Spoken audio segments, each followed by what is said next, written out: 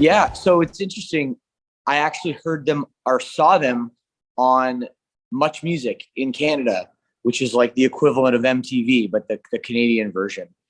And what's really funny about that is later on they denounced MTV and said, fuck you, stop playing us, which is funny because I saw Stick It in My Eye on Much Music. And, I knew a little bit about punk rock. Like I'd heard of, bands like the Ramones and Sex Pistols and stuff like that.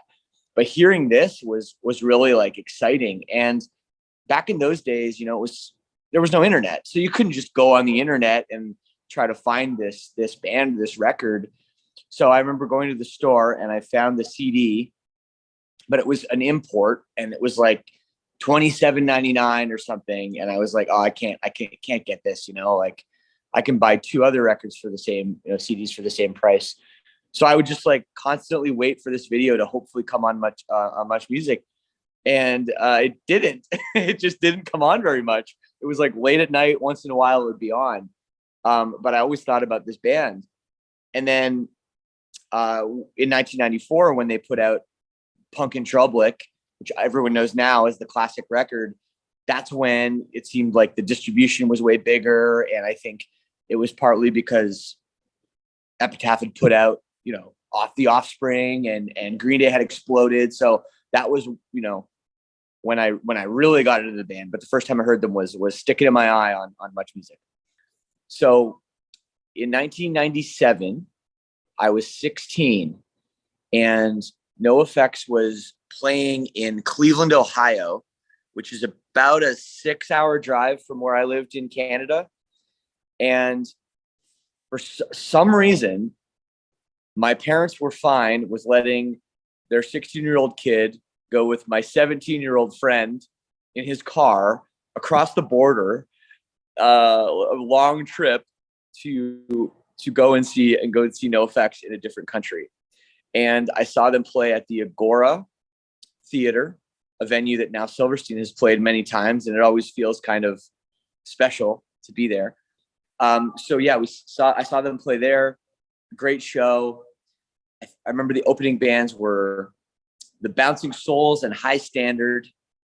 And after that, I've probably seen the band more times. Well, I've definitely seen them more times than any other band, probably at least 100.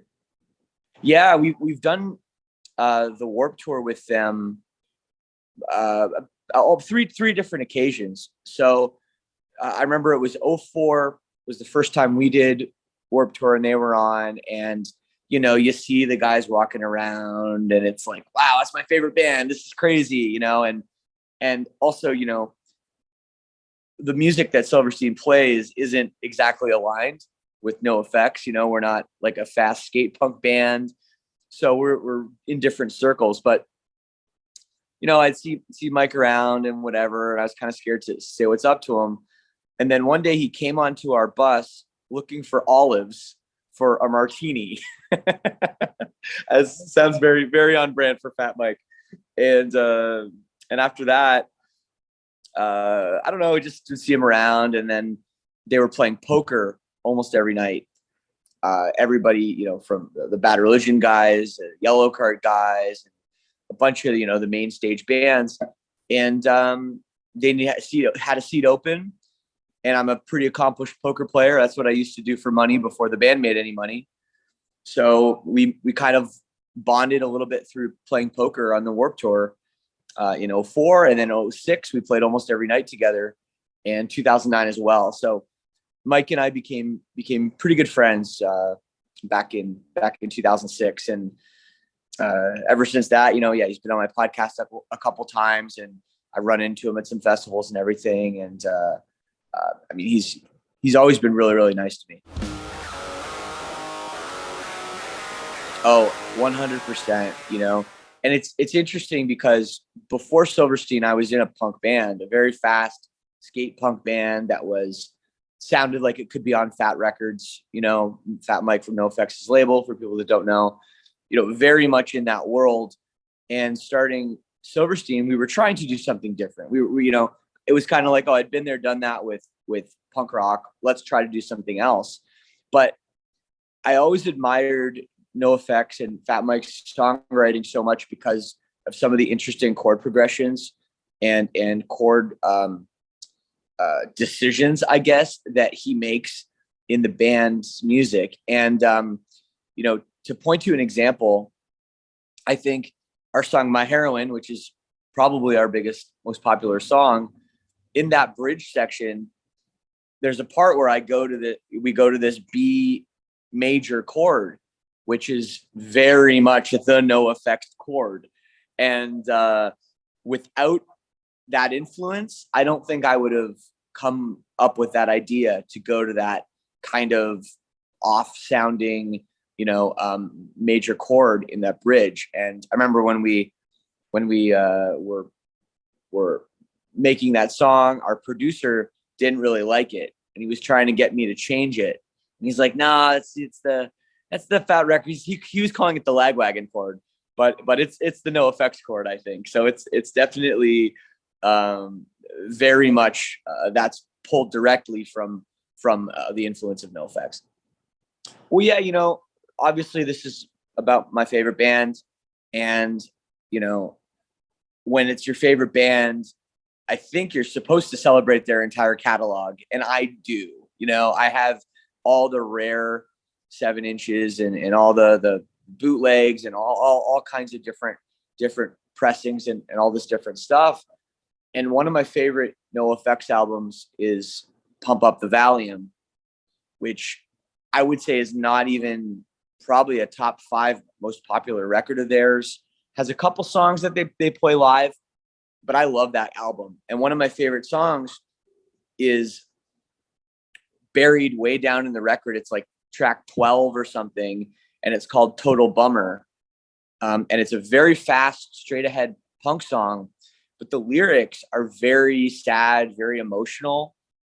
And I thought that could lend itself really well to an acoustic version.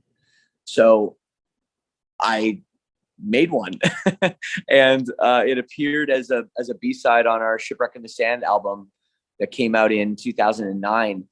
And when that happened, I sent that to Fat Mike, just being like, "Hey man, yeah, I don't know if anybody's ever, kind of had this take on this song before."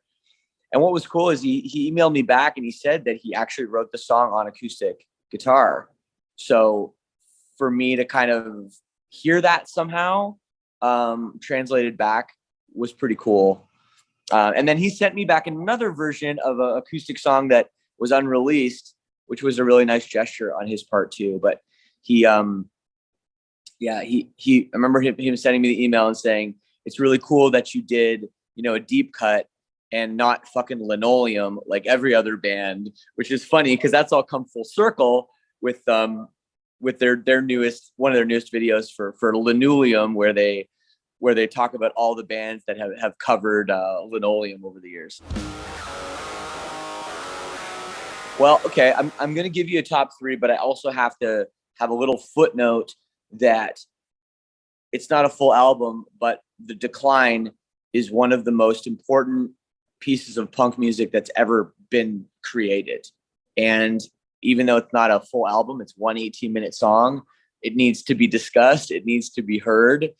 And when that thing came out, this is, I think, probably the year 2000. Again, primitive internet. People didn't really know what was happening.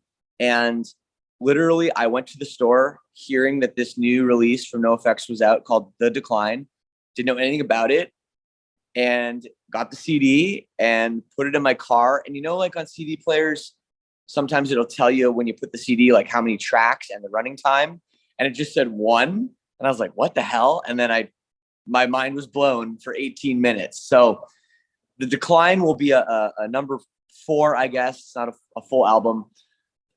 But my top 3, I would say number 1 for me is So Long and Thanks for All the Shoes, 97 release. We covered It's My Job to Keep Punk Rock Elite, the first track on that. Silverstein covered that for our Short Songs record. I mean, I think that's just one of the most complete all the way through albums. for the number 2 pick, I'll go with the classic Punk and Drublic, the album that really, you know, put them on the map. The record's gone gold. They've done countless, you know, festivals and, you know, all that stuff with it. It's just a huge punk record. And for the 3rd spot, that's pretty tough. It's pretty tough.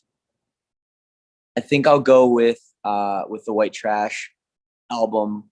It's the first one I heard, Sticking in My Eye. I think that finally being able to afford that album was an awesome feat. And I remember spending 2 allowances to get that album.